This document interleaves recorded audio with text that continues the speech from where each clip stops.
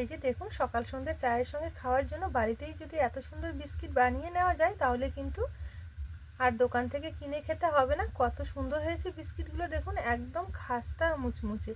যেমন দেখতে সুন্দর হয়েছে তেমন কিন্তু এই বিস্কিটগুলো খেতেও ভালো লাগবে।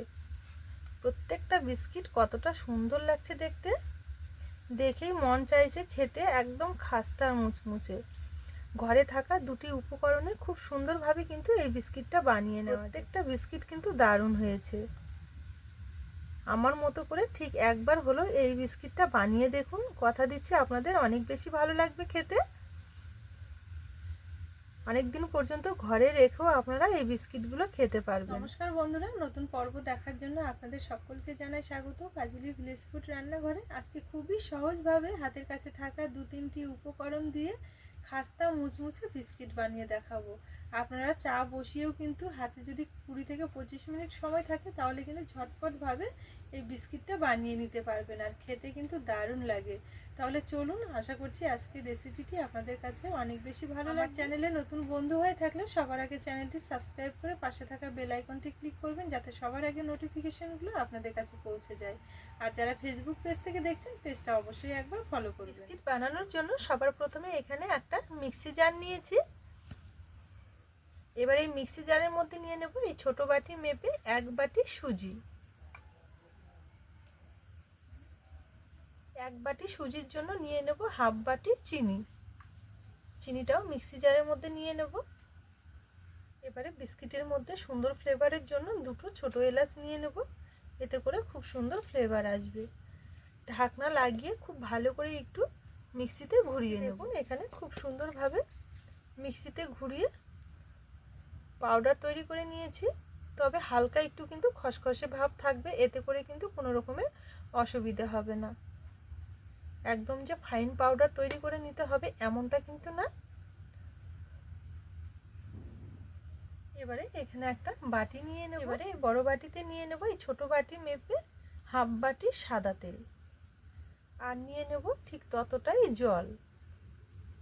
এবার এর মধ্যে নিয়ে নেব সামান্য একটু বেকিং সোডা। এই যে দেখুন কতটুকু নিয়েছি, ঠিক এই পরিমাণে নিতে হবে। আর নেব ঠিক ততটাই বেকিং পাউডার। এবারে তেল আর জলের সঙ্গে বেকিং পাউডার বেকিং সোডা খুব ভালো করে একটু মিশিয়ে নেব। এবারে সামান্য একটু লবণ দেব, 1 চুটকির মতো দিলেই হবে। হ্যান্ড উইক্স দিয়ে খুব ভালো করে মিশিয়ে নিতে হবে। আর এইভাবে মেশাতে মেশাতে দেখবেন সব কিছু কিন্তু খুব ভালো করে মিশিয়ে একটা ক্রিমের মতো তৈরি হয়ে যাবে। কিন্তু দেখুন এখানে খুব সুন্দরভাবে মিশিয়ে নিয়েছি, আর একদমই থকথকে হয়ে গেছে, একটা ক্রিমের মতো তৈরি হয়ে গেছে দেখুন। এবারে এই সময় নিয়ে নেব আগেতে যে মিক্সিতে ঘুরিয়ে রেখেছি সুজি আর চিনিটা, এটা এর মধ্যে ঢেলে নেব।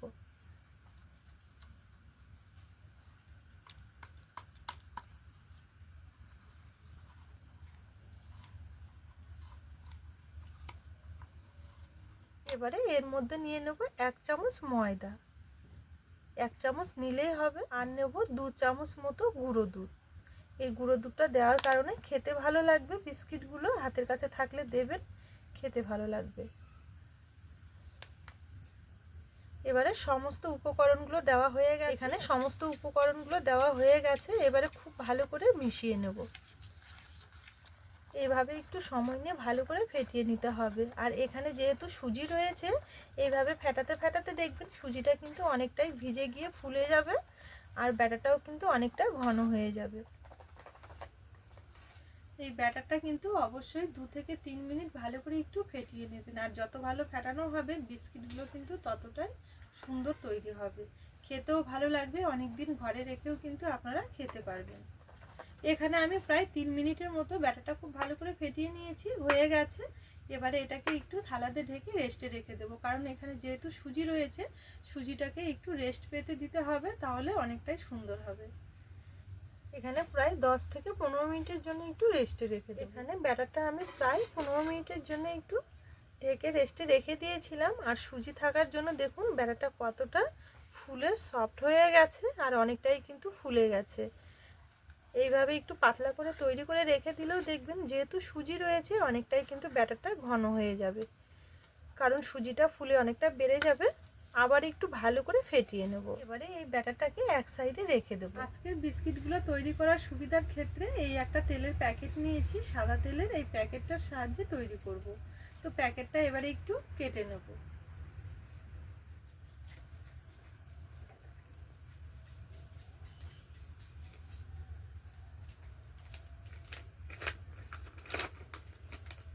এবারে প্যাকেটটা একটু ফাঁকা করে নেব।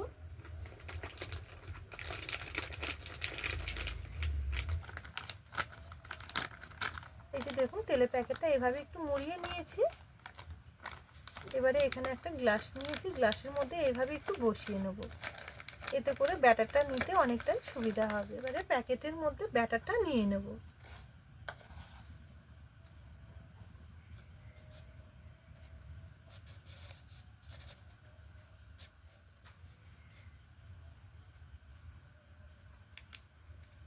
এইভাবে ব্যাটারটা কিন্তু নিতে হবে।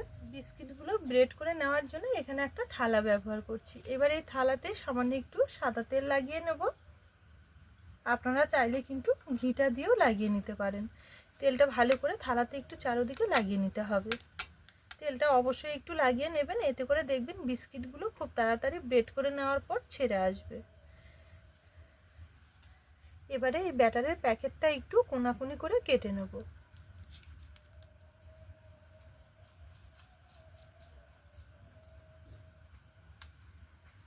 এই যে দেখুন এইভাবে কেটে নিয়েছি।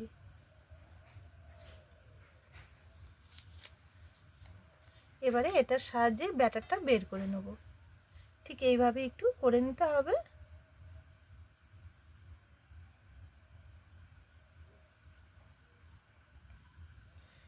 একটু ফাঁকা ফাঁকা করে নিতে হবে, কারণ এই বিস্কিটগুলো ফুলে অনেকটাই কিন্তু বেড়ে যাবে।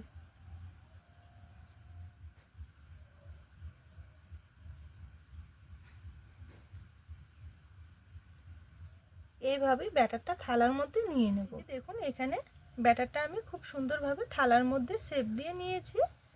এবারে ডিজাইন দেওয়ার জন্য একটা কাঠি ব্যবহার করছি। এই কাঠিটা দিয়ে হালকা করে একটু ডিজাইন দিয়ে নেব।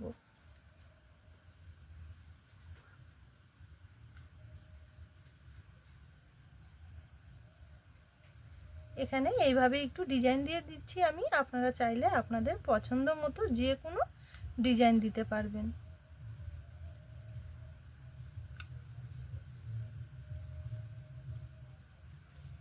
একটু ফাঁকা ফাঁকা করে ব্যাটারটা নিতে হবে, তাহলে ভালো হবে। এখানে যদিও আমার অনেকটা ঘন হয়ে গেছে, থালাটা একটু ছোট হয়েছে, আপনারা চাইলে আর একটু বড় থালাতে নিয়ে নেবেন। একইভাবে সম্পূর্ণগুলোতেই ডিজাইনটা দিয়ে নেব। এই যে দেখুন এখানে বিস্কিটগুলো খুব সুন্দরভাবে শেপটা দিয়ে নিয়েছি। এবারে এটা ব্রেড করে নেব। এবারে বিস্কিটগুলো ব্রেড করে নেব। তার জন্য উনুন জলে একটা কড়াই বসিয়ে নিয়েছি। কড়াইটা এবারে একটু প্রি হিট করে নেব। প্রি হিট করার জন্য এটা দিয়ে একটু ঢেকে দেবো, তাহলে তাড়াতাড়ি গরম হবে। এখানে কড়াইটা একটু প্রি হিট করে নিয়েছি। এবারে এখানে একটা স্ট্যান্ড নিয়েছি, স্ট্যান্ডটা কড়াইয়ের মাঝখানে বসিয়ে নেব। বিস্কিটের থালাটা মাঝখানে স্ট্যান্ডের মধ্যে বসিয়ে নেব।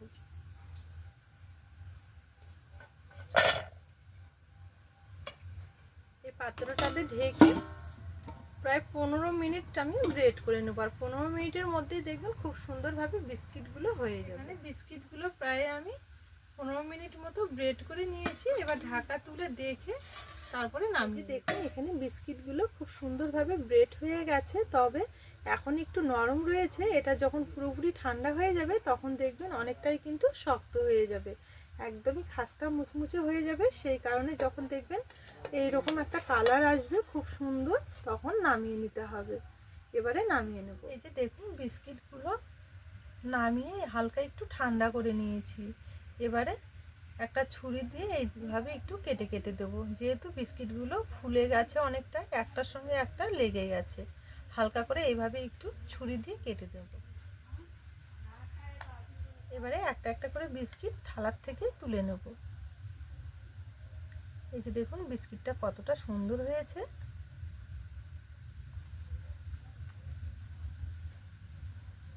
খুব সুন্দরভাবে বিস্কিটগুলো কিন্তু 15 মিনিটের মধ্যে ব্রেড হয়ে যায়। আর থালা থেকে একটু ঠান্ডা করে নিলেই কিন্তু খুব সুন্দরভাবে ছেড়ে দেবে।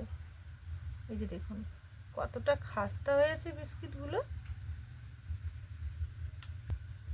এইভাবে সম্পূর্ণ বিস্কিটগুলো থালা থেকে ছাড়িয়ে একটা থালার মধ্যে তুলে নেব। এই যে দেখুন থালা থেকে তুলে নিয়েছি আর কতটা সুন্দর লাগছে দেখতে। বাড়িতেই কিন্তু পুরো দোকানের মতো বিস্কিট আপনারা বানিয়ে নিতে পারবেন আর খেতে দারুণ লাগে। সকাল সন্ধ্যে এইভাবে একবার বিস্কিট তৈরি করে চায়ের সাথে খাবেন। আর এই বিস্কিটগুলো কিন্তু অনেক দিন পর্যন্ত ঘরে রেখেও খাওয়া যায়। আর তাছাড়াও সকাল সন্ধ্যে চায়ের সঙ্গে খেতে তো দারুণ লাগে।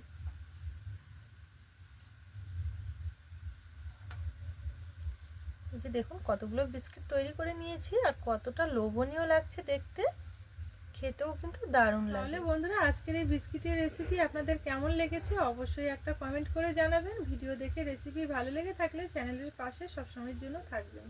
আজকের জন্য রেসিপি এখানে শেষ করলাম, আবারও পরের দিন ফিরে আসবো নতুন রেসিপির সাথে। ততক্ষণের জন্য আপনারা ভালো থাকবেন, সুস্থ থাকবেন।